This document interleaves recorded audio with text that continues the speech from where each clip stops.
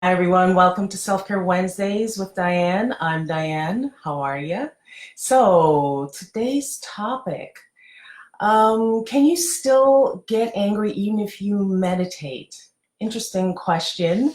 I was asked this over time by different students, and there's a lot of questions around this and doubts and wonderment, so I thought I'd address it here. So in essence, this is like a Q&A, right?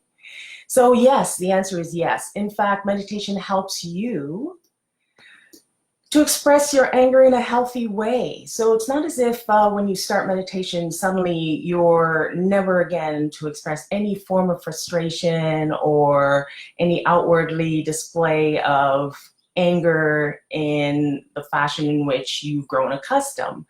Now, what meditation helps you to do is to help you to quell that to some extent or to self-reflect enough so that you can express yourself in a more healthy fashion. So what is anger? Let's address that. So anger is an emotion. We all know that. And each and every one of us has expressed our angers in different ways. We've experienced a life in a way that helps us to build up in this area that comes out in an angry way, right? So in essence, we all experience anger, whether we're meditators, non-meditators, all of the above, right? So anger is a part of the spiritual practice. Some of you may think, oh no, I shouldn't express my anger at all. Not at all. It's about the quality in which you express yourself that gets your point across, et cetera, et cetera. We'll discuss that a little bit more in the talk here. So one big misconception on the spiritual path, and even if you're not on the spiritual path and you're wondering about it or you're trying meditation for the first time, the assumption is that you should feel positive emotions all the time. Positive emotions such as love, joy, peace, generosity, etc.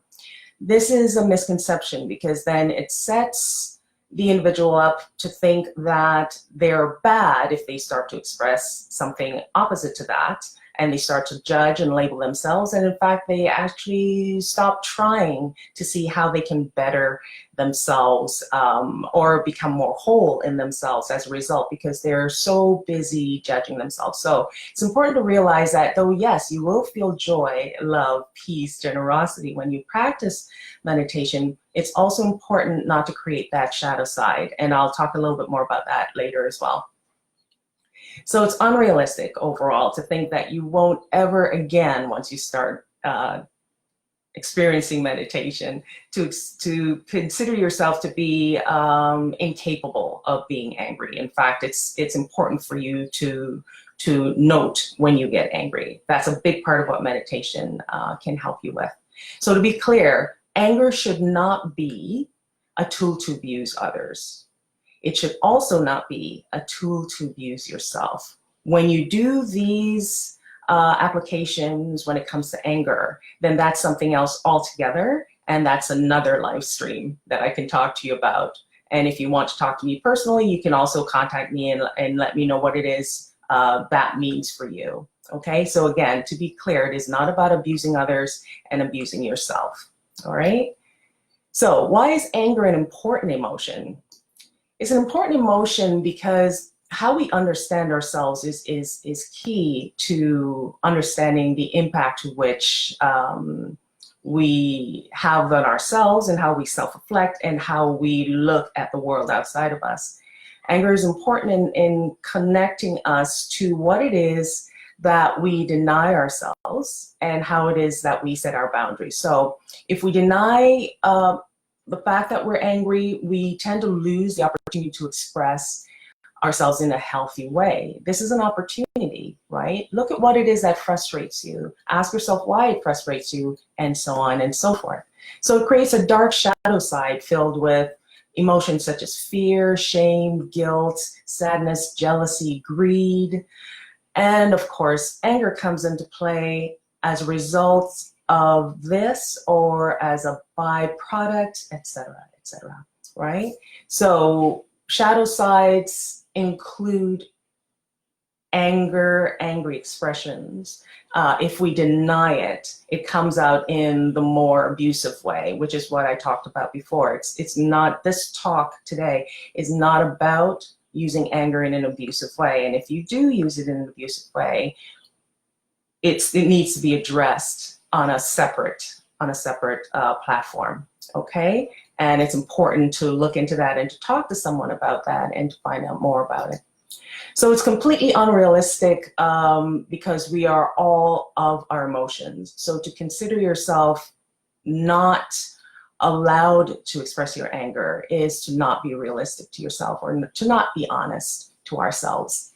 So even if you meditate, though you'll definitely feel peace for a longer period of time, every now and then you'll experience anger. And yes, it's okay. And once again, there's a qualifier, as I mentioned before. It's how you express your anger that counts.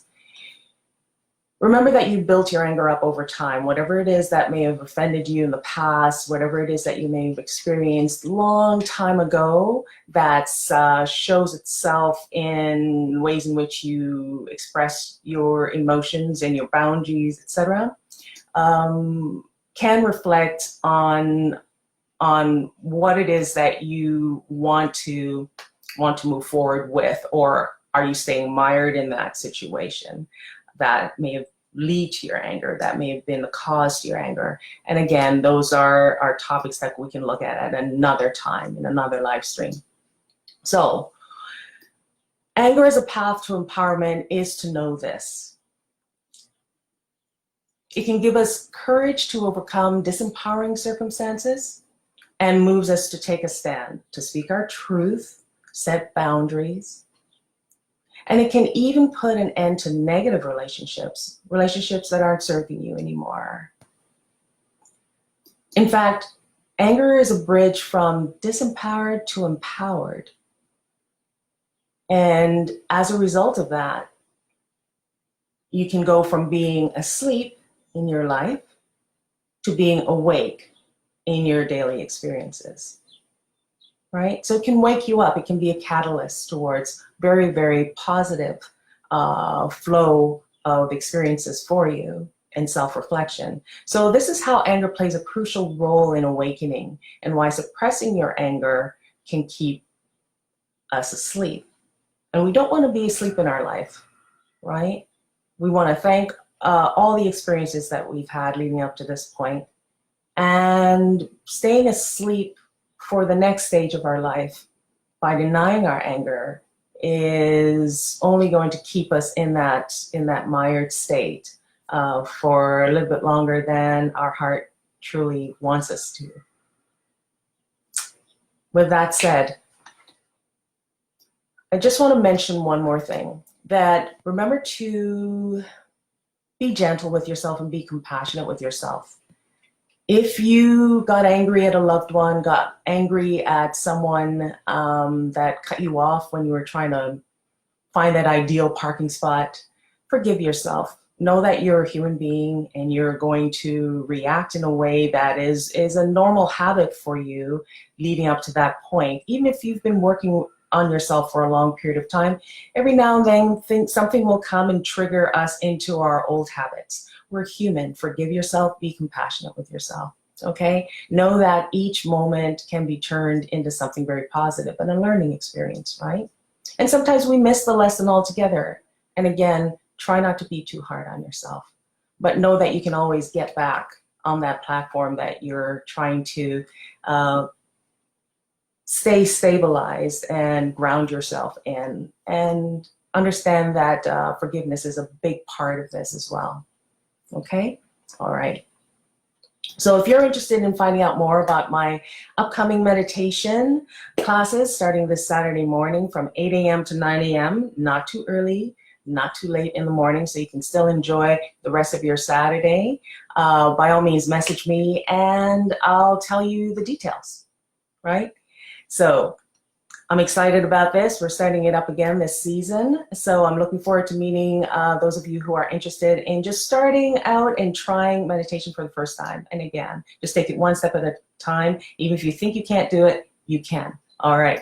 So with that said, like this page and post, share and comment about this. Leave me questions below. If you have any questions, send me a message, of course, and I'd be happy to answer. All right, so see you next Wednesday. And for now, enjoy your day. Namaste.